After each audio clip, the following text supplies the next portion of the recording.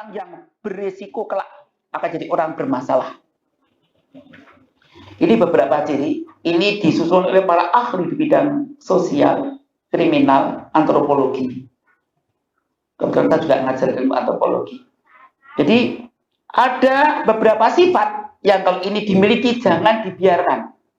Harus segera kita prihatin untuk dididik lebih baik. Karena ini besok jadi masalah. Kalau dibiarkan, nek gede tua, gila nih. Yang pertama, ini ada beberapa sifat. Tolong Bapak Ibu kalau ada sifat ini muncul segera bergerak ya, jangan diamkan. Terus dia supaya sadar diri, orang karuan sadar itu. Pertama, orang yang atau anak yang punya sifat mudah kecewa, gampang kecewa, dan cenderung ngamuk kalau kecewa. Jadi kalau Siti kecewa ini gampang langsung ngamuk. Nah itu jangan dibiarkan. Mentah, nendang, banting, guruku diobrak-abrik, rusak tanaman, adik dijambak, setiap kecewa ngamuk. Awas, ini jangan dibiarkan. Nanti dia punya pangkat tinggi, iso mateni wong liya. Iso mateni. Nek duwe pistol do tak pistol wae kok. Nek duwe pistol tak bacok wae. Nek duwe jabatan tak pecat kowe. Dia akan membuat dengan kejam pada orang lain. Jangan dibiarkan. Ini sifat yang pertama. Jadi kalau ada anak iki bocah kok ngene iki, padahal bapak ibu ini sabar, kok iso ngene ya? Ketularan sapa? Oh, ketularan tanggane kok. Nyalahke tangga malah. Jebule ya Allah. Nah, yang kedua yaitu tidak dapat menunggu atau bersabar. Berarti rasa sabar saya iya. Cepet saiki. Waduh, bahaya. Ternyata niru bapakne to. Mbokne to. Kudu saiki. Tentu tukang TV aku kredit. Oh. Mas Jana langsung bawa boleh go TV, tapi utang. Ahli utang. Hati-hati ya. Pokoknya kalau nggak bisa ngampet, kalau kepengen kudu dituruti, tidak bisa menunggu bersabar, ini berbahaya. Nanti dia sering jadi ahli utang. Nek jalan pintas bisa ngerampok, nodong, kudu saiki. Aku kepengen banget kok rebut dhek wong liya. Nyolong, nyopet, garong dan semacamnya. Hati-hati. Jadi ini karena apa? Bahkan bisa menjual apa-apa yang harusnya tidak dijual. Informasi atau milik negara atau milik kantor, milik kampung, milik kumpulan dijual karena kau pengen untuk wismannya. Nah ini ibu, bapak yang semati, hati-hati. Kalau nggak bisa bersabar menunggu berbahaya. Aku cepet, aku pengen jadi manten saya ini. Yo seto nikah saya cepet, pokoknya pengen ngunung-ngununan. Nikah seto, orang saya ini. Ayo ini ya, bahaya. Bahaya coba, rasa ngampet terus ini maklum terus hamil. LKMD lamar dari matang dhisik. Susah. Naudzubillah. Ya, jadi sifat kedua ini harus diwaspadai. Kalau punya anak seperti itu langsung bergerak, jangan biarkan. Teknik didiknya jangan sampaikan. Yang ketiga, penyimpangan dalam perkembangan jiwa dan seks. Cah lanang senang kelambi wedok. Cah wedok sanggup kelambi lanang. Kata iki lanang nek kok anggo kelambi wedok, wedok kanggo kelambi lanang, hati-hati ya. Ya, apalagi dia yang berikutnya pernah mendapatkan perlakuan seks dinakali oleh orang yang dewasa, sejenis atau lain jenis. Nah, ini berbahaya Bapak Ibu. Ini perlu ditolong karena ini berbahaya. Nanti bisa dia jadi orang yang laki suka laki atau perempuan suka perempuan atau suka laki dan perempuan. Namanya bisex. Jadi bisa LGBT ya, lesbian, bisa gay, senang putri, laki dengan laki. Ada juga yang racetol, lanang yo wadon yo lanang dan sebagainya. Gelem lanang kan gelem wadon. Wah, ini Bapak Ibu, ini masalah agama yang perlu kita sikapi. Jadi para ahli kriminolog, sosiolog, antropolog gelisah karena orang-orang seperti ini sering menimbulkan masalah. Jadi Ibu, kita bukan benci, mesak nih. Maka kita harus bergerak membantu, mengatasi, menolong atau meringankan agar menjadi lebih baik. Jadi kita nggak boleh diam. Kalau ada sesuatu yang nggak benar itu nggak boleh diam. Ya. Minimal gelisah. Ini kita biasa dandani, paling nggak konsultasi atau menyampaikan informasi agar orang bisa menyelesaikan masalah. Yang keempat, sikap menentang cara-cara yang lazim. Misalnya ragilem antri. Yang terkenal dengan cara aneh-aneh. Orang terkenal kan dengan prestasi dan kesopanan. Yang terkenal benar bukan ngebut aneh-aneh, badannya diorek-orek atau dipasangnya sesuatu. Gen menarik. Nah, rambutnya dianeh-aneh ke. Ini kalau hanya sekedar untuk acara lucu-lucu, misalnya untuk acara, maaf ya, misalnya ada lelucon atau sandiwara tok, kemudian guyon-guyon, habis itu dia biasa lagi, nggak apa-apa. Tapi kalau mengambil jalan-jalan yang berbahaya, ini dikatakan ini harus diwaspadai. Jadi mengambil tidak menggunakan jalan yang lazim, nggak mau antri, desek, mau antri mas, macam tak sunduk lagi. Nah, kok malah ngancam? Ini yang bermasalah.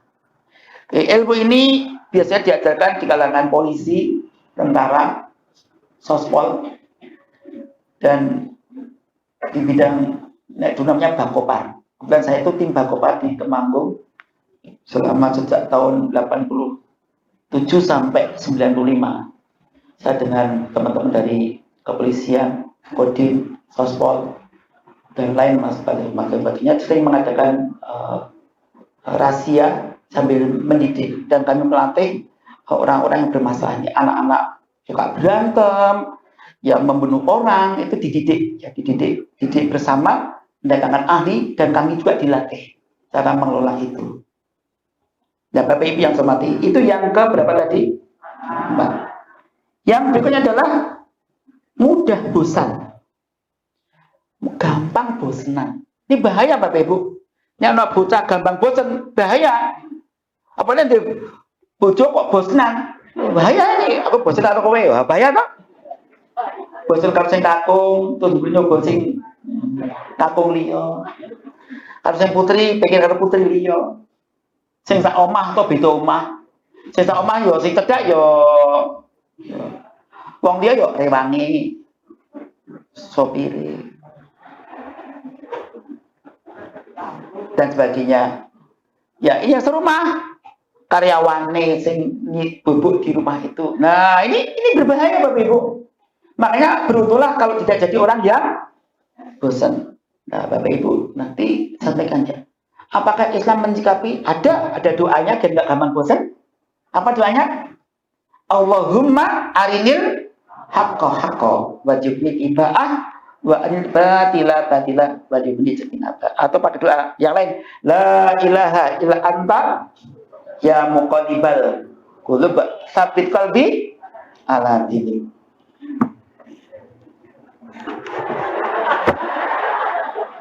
Ya. Panasan ya.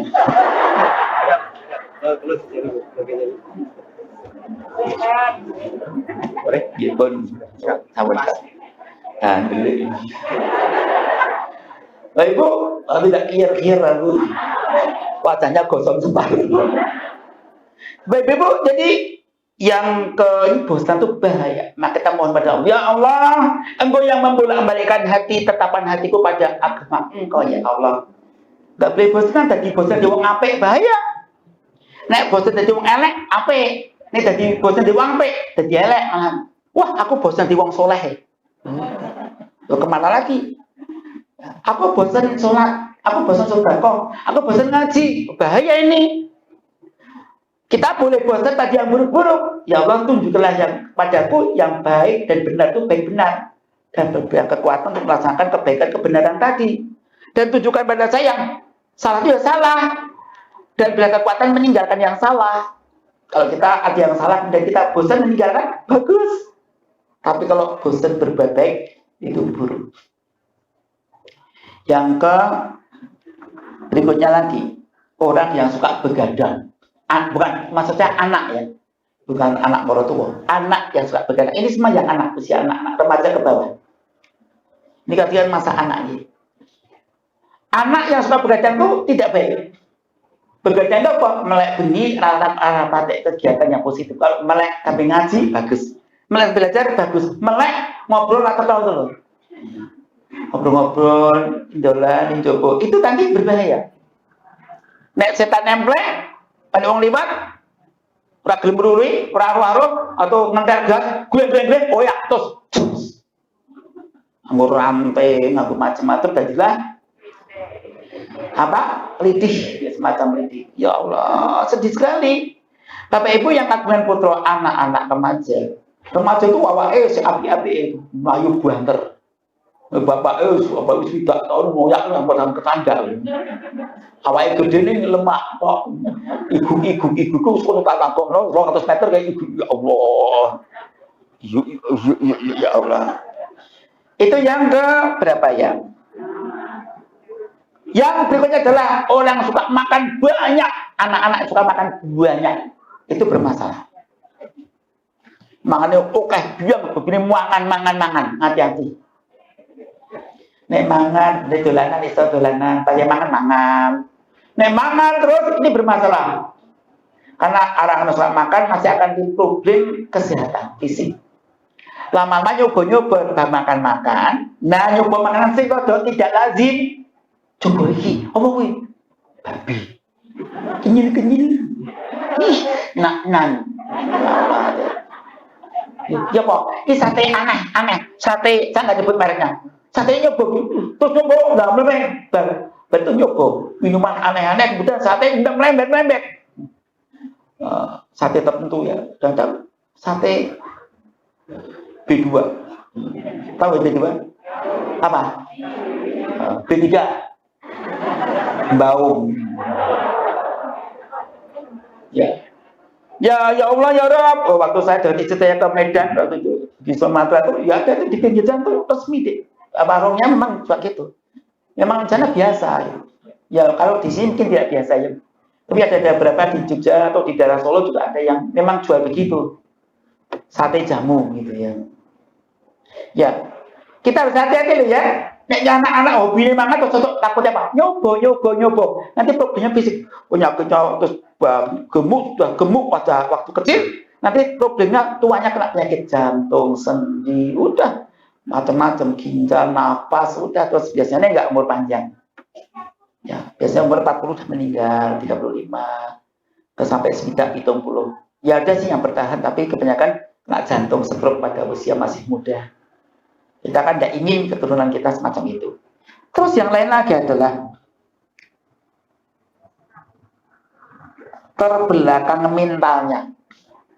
Misalnya IQ-nya perbatasan tapi ya bodoh banget karo rotok bodoh. Saya rotok namanya apa ya? Idiot, debil, imbisil, IQ rendah banget atau yang perbatasan. Ini juga bermasalah. Masalah apa? Gampang diapusi, dibombong. Saya pernah tugas 5 tahun di pusat rehabilitasi Bina Grahita terbesar di Indonesia, yaitu di Temanggung, BBSBG Kartini namanya. Saya di sana 5 tahun jadi konsultan. Saya belajar banyak. Kalau menteri sosial datang, saya jadi pembicara. Misalnya sampai sekarang saya masih dilibatkan kalau ada acara penting, masih saya diimbali untuk isi acara itu. Ya, kita belajar banyak ilmu di sana, Bapak Ibu, dan saya juga training, saya melakukan di training dan saya memberikan training dan ikut ilmu pelatihan bidang anak-anak Bina Grahita ini. Karena didik anak yang keterbelakangan kecerdasannya itu tidak sama dengan orang yang normal atau cerdas. Nah, cerdas banget ya udah angel loh, pinter banget, jenius angel lepol. Angel Bapak Ibu. Ya, tapi lebih angel sing terbelakang. Kemudian yang lain adalah keadaan keluarganya broken. Broken itu apa? Bapak Ibu pegatan, padu, Ya, supaya kacau lah bapak ibunya. Rasa bercontoh. Nah, ini anaknya sering bermasalah. Ini bapak ibu, kita sebagai tetangga, maka anak itu dirangkul, ditarik. Ya pasti kegiatannya pengajian yang embun pagi 3. Ya, bapak ibu atau yang lainnya, atau pengajian remaja atau anak kelompok bermain tapi ditambahin aksesori kegiatan. Nanti bapak ibu akan terarah lebih baik lagi. Ya Allah, apalagi di keluarganya ada yang minum-minuman keras atau ibunya terlalu melindungi, ya terutama ibu. Ya.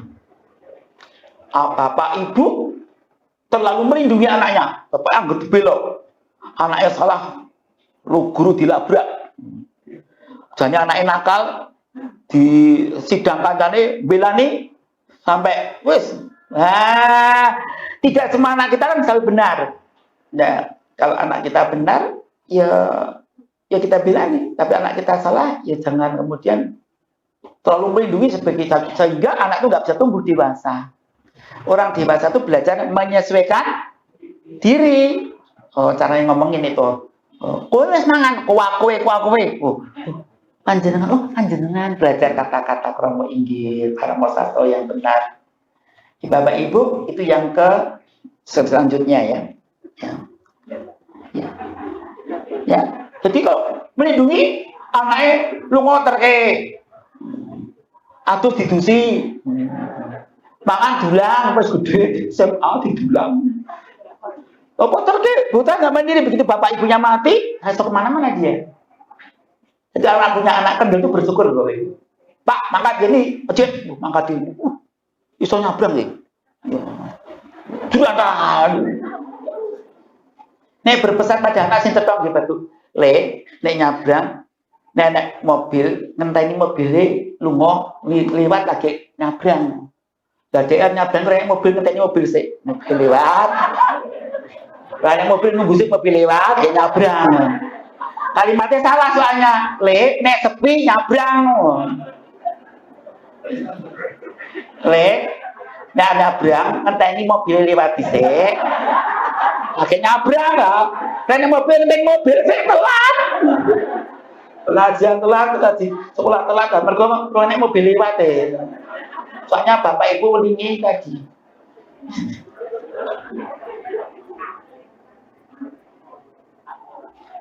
Apalagi yaitu anak-anak yang pengalaman drop out sekolahan, ditok ke sekolahan ini bermasalah.